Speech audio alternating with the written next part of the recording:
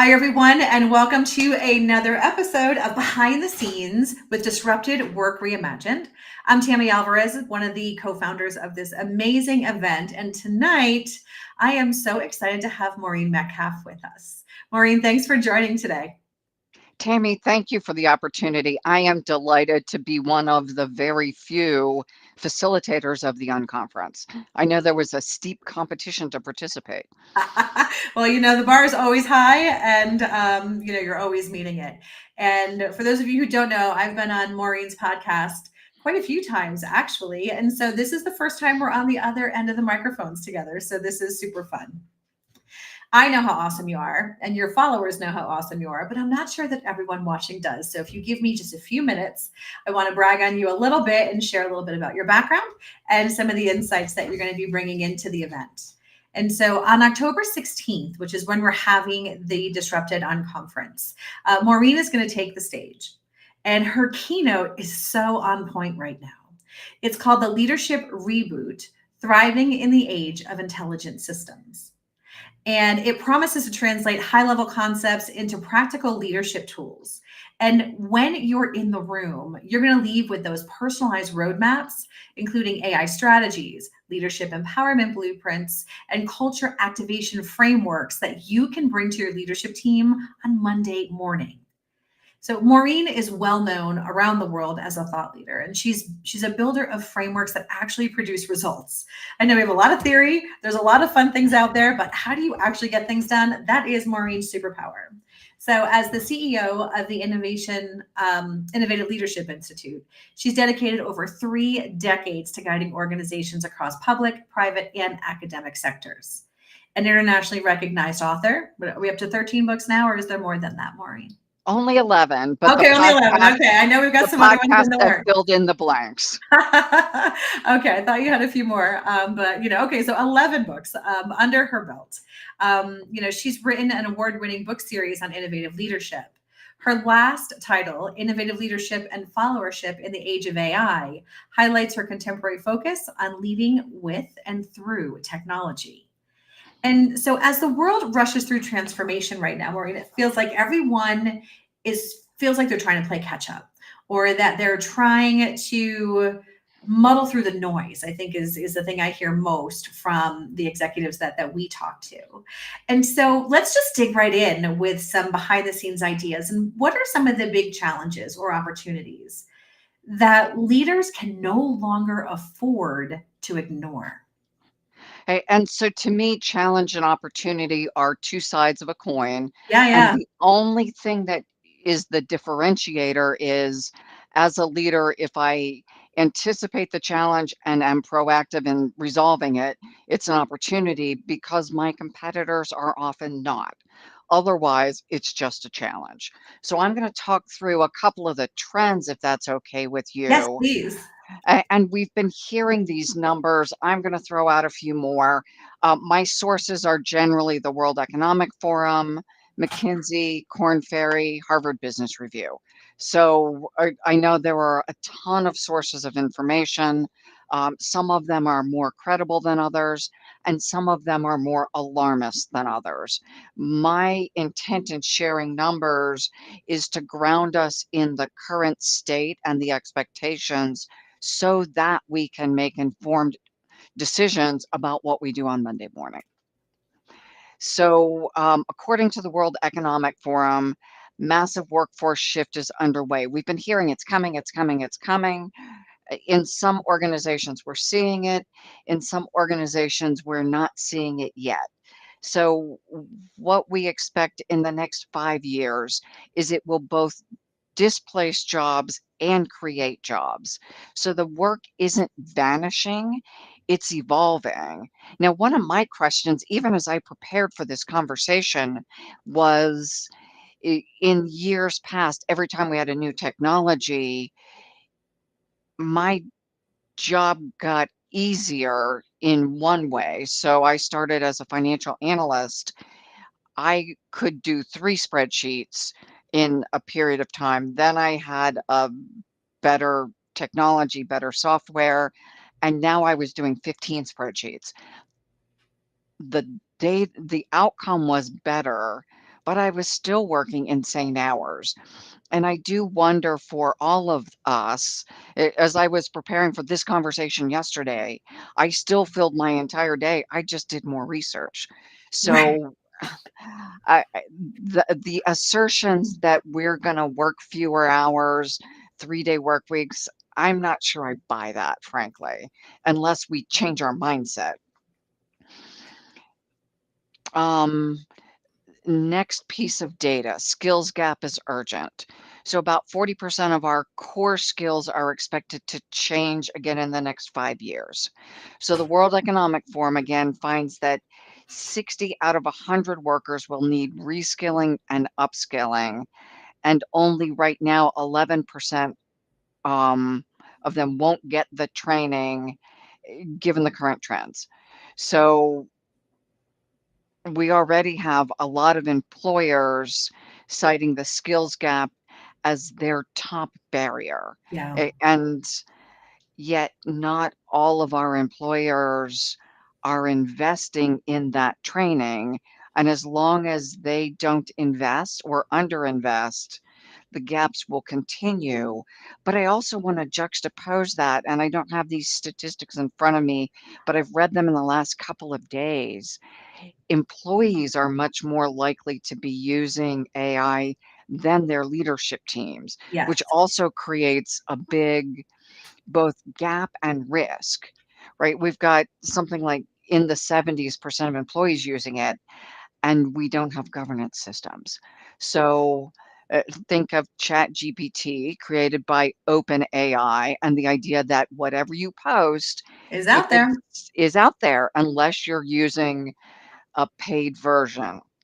And so employees are using it so that they can be more efficient, so they can stand out from their peers, maybe so they can work a reasonable number of hours. Mhm. Often, they don't understand the implications of AI and the governance concerns, the risk of intellectual property. Sure. So as leaders, we have the opportunities to identify which systems are most efficient, use cases, investment, using across the enterprise. We have employee training. How do we make sure people are upskilled, reskilled, and not afraid? We perform worse when we're afraid that our jobs are going away Yeah. and that we won't be reskilled. If my job's going away, but you're going to train me, hard, but not unmanageable. And then the third is governance. How are we as organizations ensuring that we're protecting our intellectual property? What are we locking down? What are we training so that employees can get the advantage of it, but not put our enterprise at risk? At risk. And I think that is the magic question in terms of how much do you let in, how much do you use, and where do you leverage? I think especially for the highly regulated industries, Uh-huh. right? Yeah. So it's IP, it's regulatory concerns, and all of those things that make things increasingly complicated. I think it's really interesting. I was having a conversation with a client who's leading a very major AI implementation initiative. I mean, her team is growing to like 300 people. And this is to get AI into the commercial business. And they're not allowed to use AI themselves. Hmm. And so it's kind of an interesting, it's like, okay.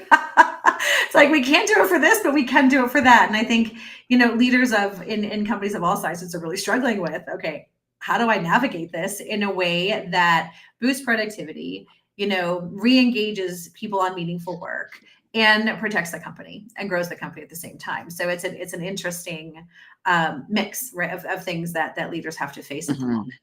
moment. And so without giving away all of your insights, can you share one surprising shift in trend that you're seeing in the way we're working right now? So one of the things I'm finding interesting is this idea that AI isn't just a tool, it's a coworker. Yeah. And so I'm going to give a real life example. So preparing for our conversation today, preparing for the conference, I gave the research version in Copilot a bunch of questions. I waited for hours, nothing came out. Then I got a little bit, and then it re-gave me the same stuff. It was just a mess. And I gave up.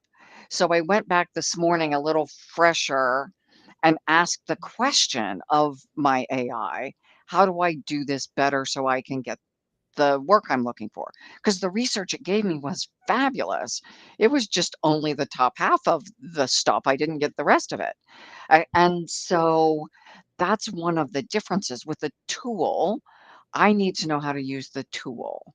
With AI, when it doesn't work, I need to know the questions like, why didn't you give me what I was looking for?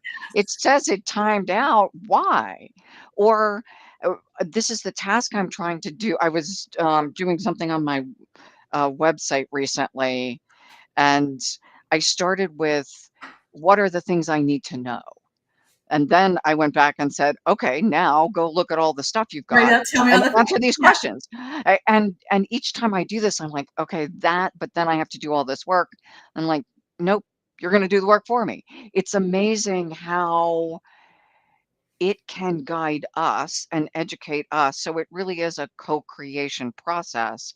It's just understanding that it educates me as I'm Mm, using it, not yeah. just on the content, but how to manage it.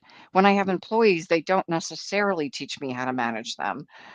Some of them do, and some, Probably more than we want sometimes, right? It's like, yeah. you're doing this wrong.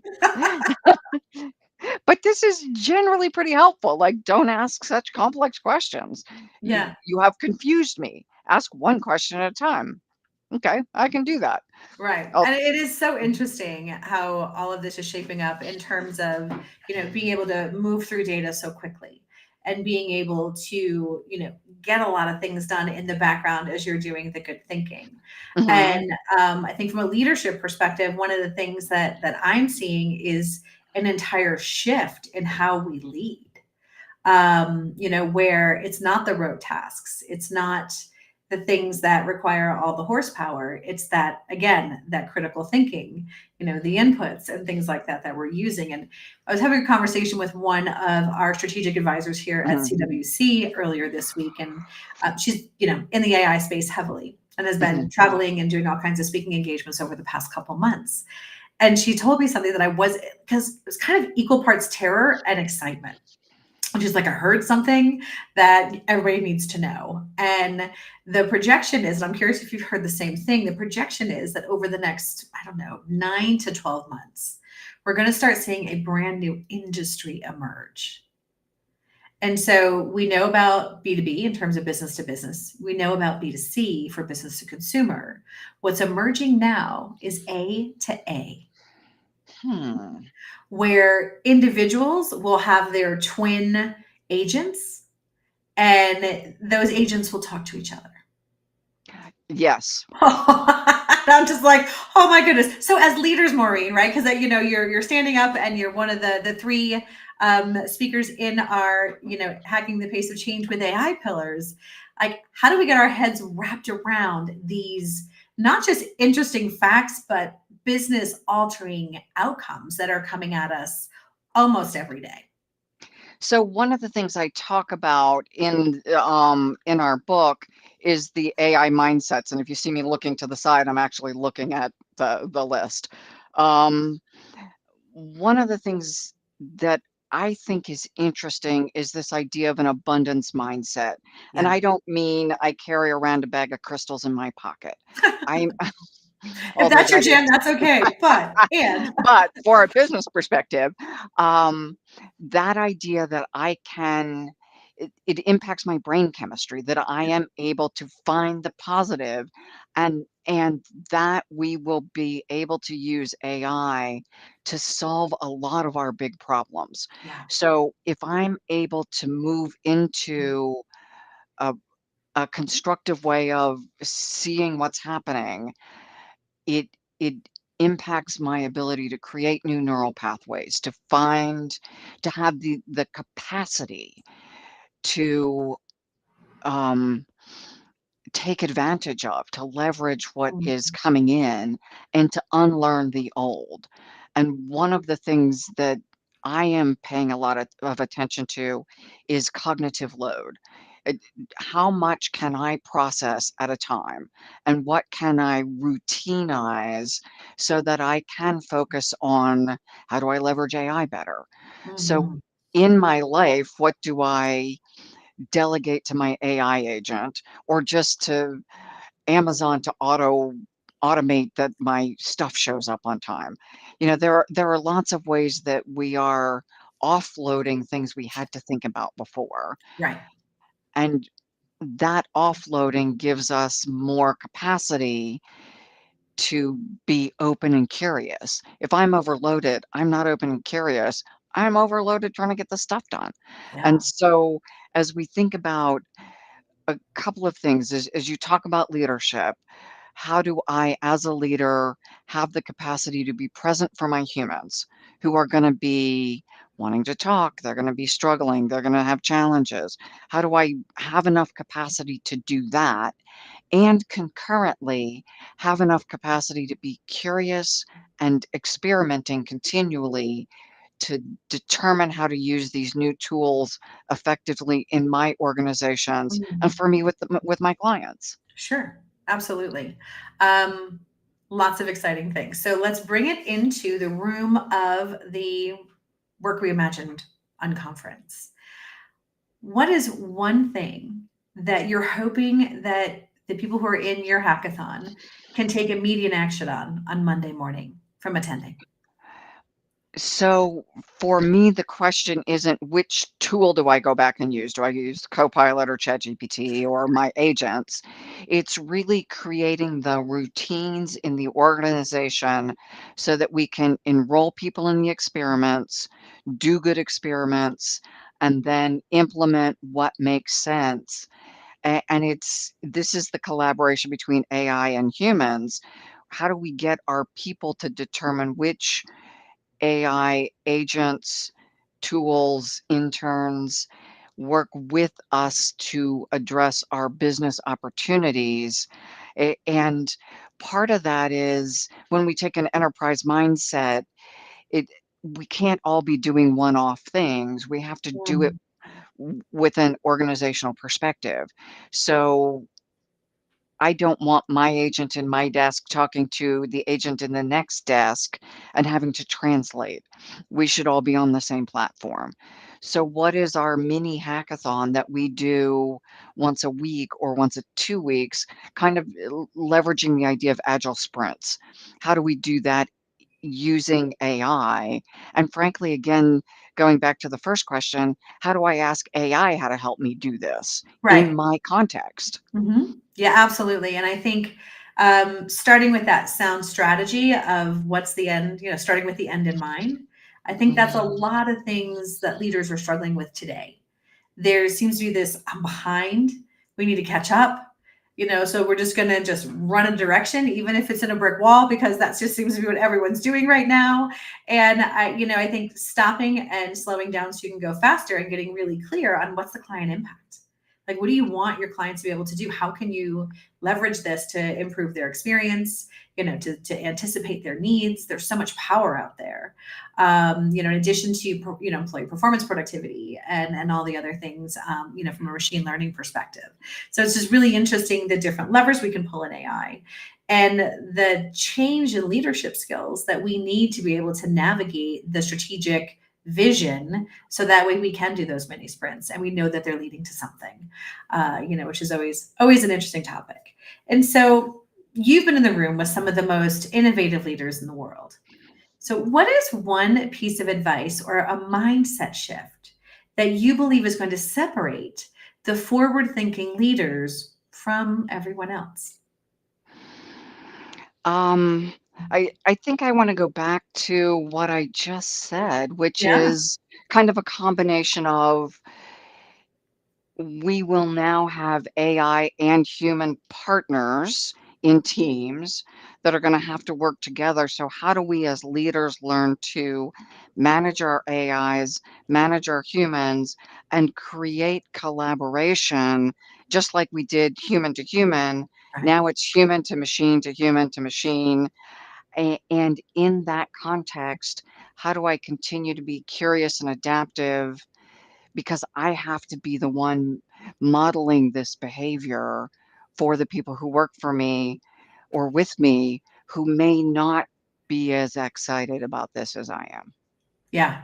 And I think curiosity continues to come up in conversations, like how to be more curious. And I think curiosity is a little bit of a spin because it's not what we're used to. Yeah. Right? The way we're used to being curious needs to be reinvented and reimagined because now we're not thinking, I wonder why or how, which is, I think, where we normally fall into our patterns of Mhm. curiosity and moving into, I wonder what's possible. Brilliant. And as leaders, we often fall in the trap of we have the answers.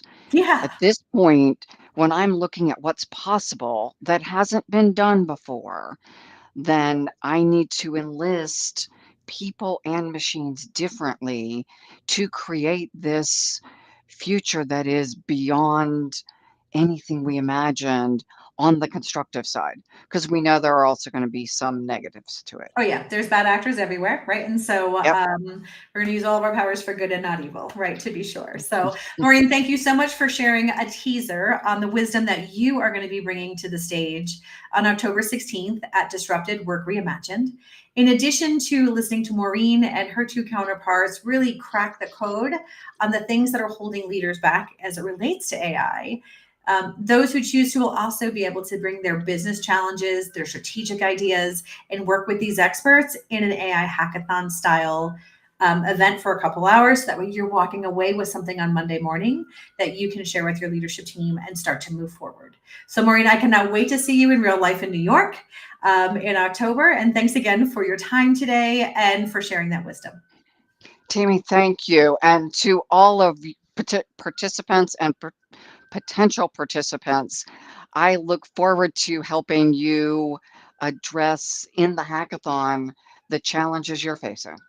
Thanks. All right, Maureen, have a good night. Thanks again. Thanks a lot, Tammy.